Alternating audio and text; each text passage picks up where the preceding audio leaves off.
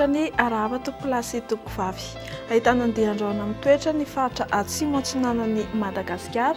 Arak'izao hitantsika amin'ny sary azo avy amin'ny zana-bolana izao izay mitondra orana amin'ny faritra iny. Tsara ihany koa ny manamarika ety am-piandohana fa mila mailo ny mpampiasa ranomasina sy ny mpanjono amin'iny morontsiraka andrefan'ny Madagasikara sy ny morontsiraka atsimo iny satria misy onja be izay ho avy.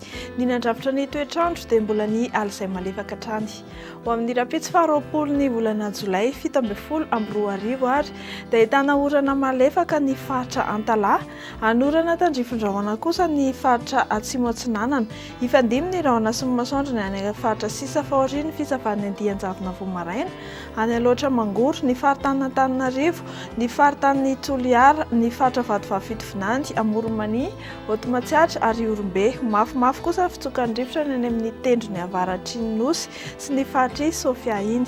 Ho amin'ny rapitso tolakandro indray dia saika hibalika be avokoa ny masoandro manerana ny nositsika, afa-tsy any Antalaha ihany mbola hilatsaka ny orana malefaka ary mafimafy ny fitsokan'ny rivotra ny any amin'ny tendrony avaratry Gasikara.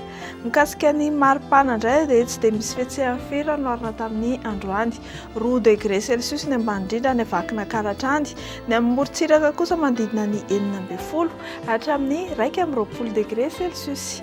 Somary misy fiakarany kely ny maripana no vinavinaina amin'ny rapitso indrindra ny amin'ny faritry ny Avoatany izay 20 na 20 degré Celsius, 20 degré kosa ny ambony indrindra hitantsika amin'ny morontsiraka andrefan'ny Madagasikara iny. Ny amin'ny morontsiraka atsinanana dia mihoatra ny 20 degré Celsius avokoa.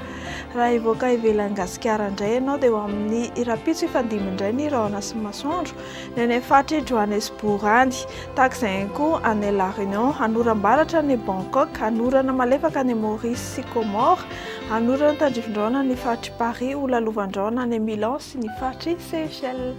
Dia manome fotoananao amin'ny rapitso indray izay ekipan'ny Meteo Malagasy ary mametraka ny mandrapitafa tokolasy tokovavy.